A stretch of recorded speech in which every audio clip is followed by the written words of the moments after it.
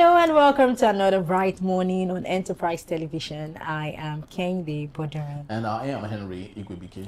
As usual, we are delighted to start the day with you. As always, we begin with a quick look at today's newspaper headlines before diving into the main conversation of the day. Trust me, you don't want to miss a moment with us. You can join the conversation by liking, following us on all our social media platforms at Enterprise TV 7. You can also share.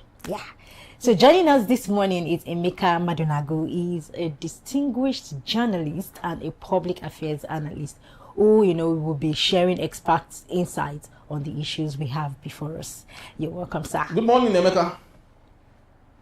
Good morning. Yeah. Thank you. Welcome. So very much. So, Henry, we would start with the Guardian Okay. as our first newspaper So what's happening there? story. So on the big story here, we have anxiety, mistrust, cloud Nigeria's tax reform promises, benefits.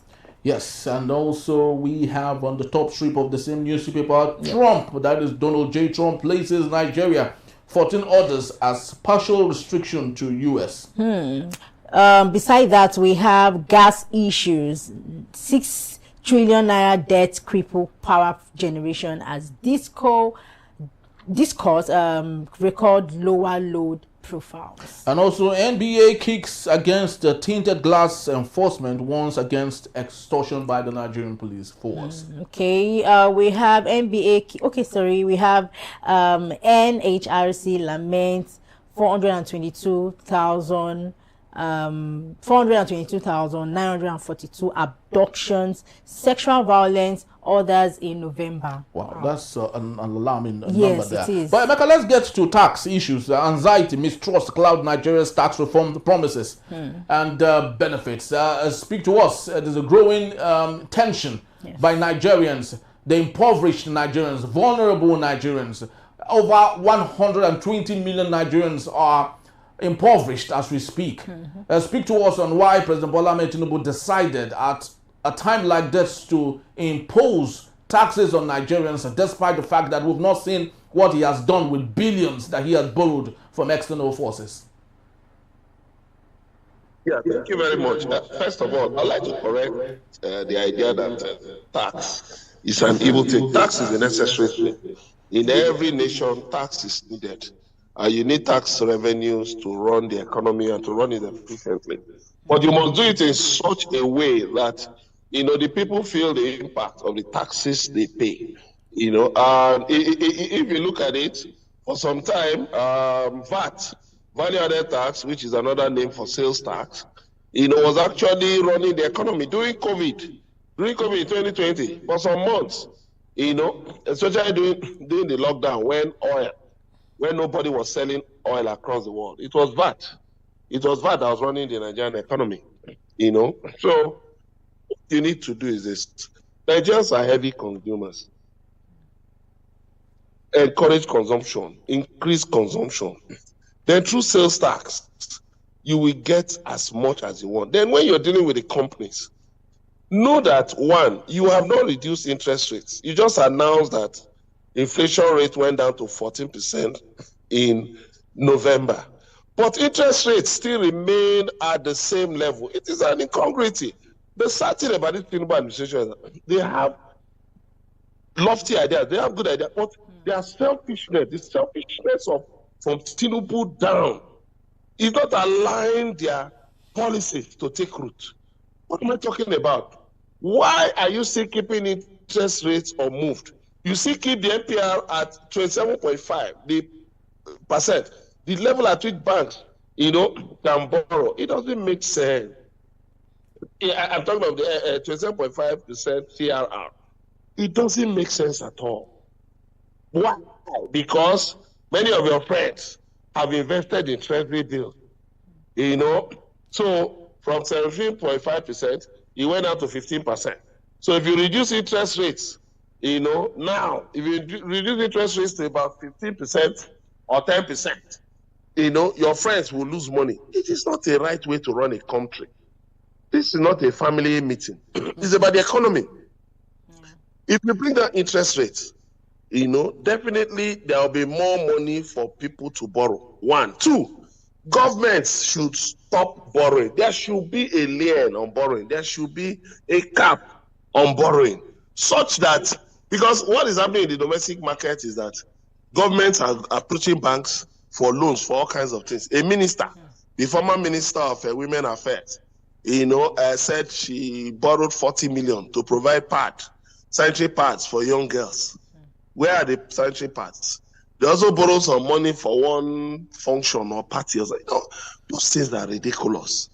So that is why you have this mistrust, trailing the tax. Because another thing is that the chairman of the Presidential Tax Implementation Committee, Taiwo Yedele, this was somebody who was kicking against excessive taxation. Now he has turned full circle. And he has been talking too much. I think the guy, I said that the president should just, tell the guy, thank you, bye-bye. The act has been passed. The president has signed it. Why is Taiwo Yedele going about confusing people? Saying all manner of things. The Joint Tax Board had to come and clarify that there will be no restrictions on people's acts. He's just talking too much. He's not the governor of the central bank. He's not the chairman of the Federal Inland Revenue Service. Taiwo Yedele should go and sit down somewhere. He should shut up. I'm saying it openly. He should just shut up. He's causing so much confusion. He should allow the CBN and the FIRS to issue consequential directives. That is what happens. You don't allow a loose cannon just be talking anyhow, say one thing in the morning, come back on social media to say another thing. I mean, you don't allow such. But it's sad that Tinubu, in his own funny way of running things, is allowing this kind of thing. They are now saying that from January, that nuisance, what we call nuisance taxes, those the money, all these street louds and all that collect, that you are now telling them to stop collecting it, that police should stop collecting money at checkpoints and all that. You just ridicule yourself because it's not possible. It's not possible when there is no systemic change. So that is the reason why you see all of these things happening. People don't know, for instance, that when you are selling anything, you must make provision for payment of VAT. Yeah. You ought to collect VAT and declare same. If you have a business, a registered business, you have a tax identification number. You should, part of your sale, part of the cost of that item, you should put VAT into it so that when you collect it, you remove the tax and pay to government. You will not have any problem. The rest of the money, you can remove your cost price, remove all that, but just make sure that VAT is paid to government. If it's consulting services, just pay the 10% withholding tax to government. Keep your businesses within certain threshold. But the problem is poor financial literacy. Nigerians don't know, for instance, if you get a windfall, you can channel it to treasury bills. You can channel it to federal government bonds. You can channel it to mutual funds. So in such a way, you play around all these things. Yeah. Now that's tax avoidance, not tax evasion. And there's no crime in tax avoidance. But when you don't have literacy, you just think that, okay, if you sell an item and you make 10,000, that the whole money is yours. No, you have to factor in VAT, which is 7.5%. When you factor that in, then you pay it. If you have your TIN, you just go on Tax Pro, which is the FIRS payment portal for taxes. You just go there and you pay. When you pay before the 21st of every month, once you pay it, nobody is going to disturb you. And what's some financial literacy. That is what matters. Thank you. Okay, so now what exactly will change for the average Nigerian taxpayer? Let's be practical about this. Well, what will change is that we will now get used to paying taxes as a way of our everyday life, one way or the other. So when you're making a transfer, you now have to tag it. So it's better to go and read up the penalties and the reliefs in the tax law. But I still believe that, government may either suspend implementation, the take-off date, or maybe tweak some of it, because people are already threatening to go to court. Yeah. You cannot leave VAT at 7.5%. And then you are still leaving interest rate high. What many developed countries do is that the tax rate is usually higher than borrowing rate. So borrowing rate is a single digit thing. Tax is usually double digit. So you find in some countries, they can charge you as much as 50% of tax on certain items. But interest rate on loans is around maybe 9%. In fact, some countries it's 4%, 5%. So what do? They build a credit economy so that it will be easy to ensure consumption. The Arab countries, especially UAE, I think maybe Saudi Arabia, they don't have a VAT. They don't have certain taxes. But there's a way by which they fund the economy, in such a way that, look, everybody feels the impact of government's actions. Now, the subsidy they removed, where did the money go? Banks, state governments got more money. The federal government got more money. Where did the money go? They went into fancy projects, such that you look at it now. They've had to now move 70% of the capital budget for 2025 to 2026. So what it means is that the Tinubu administration is now running 5 budgets. They came in May 29, 2023. They brought a supplementary budget. They inherited the Buhari's budget of 2023. They had a supplementary budget where Tinubu bought cars for his wife, who does not have a constitutional role. They have the 2024 budget. Then you now had a 2025 budget. Now you have a 2026 budget. All the budgets are running simultaneously because they've not been able to come up to 30%. The same problem that has been happening for years, government being unable to meet up to 30% budget performance. Year in, year out, every administration in this country, you cannot meet up to 30% budget performance, which is very bad. So when they read all those fantastic figures and all that, they borrow. And when they borrow a lot, they use borrowing, when they budget all those fantastic figures, they leave a deficit. And then they borrow to cover the deficit. But you see, like Peter Obi,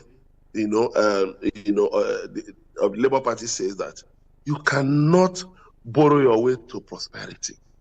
And that's the simple thing. But these people are just not interested. Anyhow, just do it. I'm here. Yes, I'm here. Can you hear me? I think the connection is having a little bit of glitch there. But Emeka was speaking to the issue of borrowing, stating the fact that you can't borrow yourself to prosperity. Unfortunately, in Nigeria, we have a president who governs the country like he is running his own family. And little wonder lots of things are going on, and no one can at least checkmate him, because the ideal, the legislature are supposedly the arm of government that should checkmate the executive, right? Allow them see things from a particular vantage point and perspective. But today the legislature are singing on your mandate we shall stand. The judiciary, who should equally judge whatever goes wrong, are equally singing on your mandate we shall stand. Now everybody is plugging to the center of the APC, which makes it difficult for things to go well. And little wonder, even when Nigerians are crying that this tax thing, how can you tax us when we don't even see light? There's no electricity. People pay band A, there's no electricity.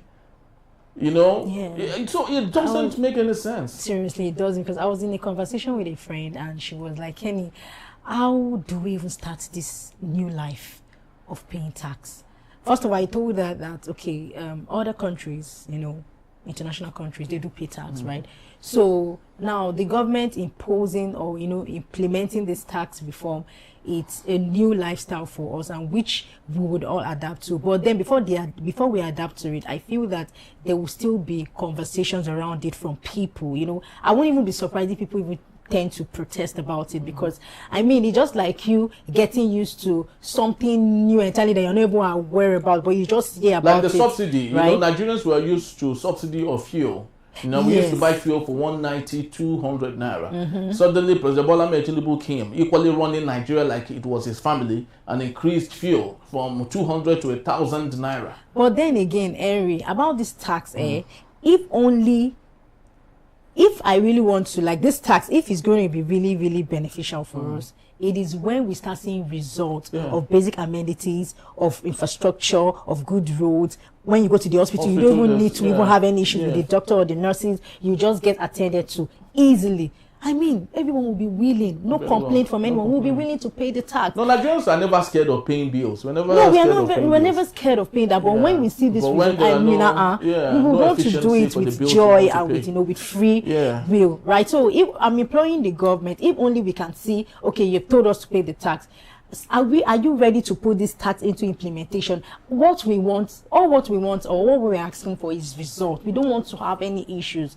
So now telling us to pay tax, it's our right. Yes, it's it's a normal thing as a citizen of Nigeria. But then we want to see result of our tax. All right, Emeka, are you there?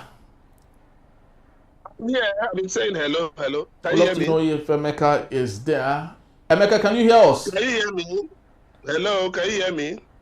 Okay, so I think we have to just leave it at this particular point. Yeah. Hopefully, by the time we get to our main conversation for today, Emeka will be here to take us on that. That is when we return. Tinubu NLC holds a midnight talks as a nationwide protest looms. That in the beat is still Enterprise Morning. We'll be right back.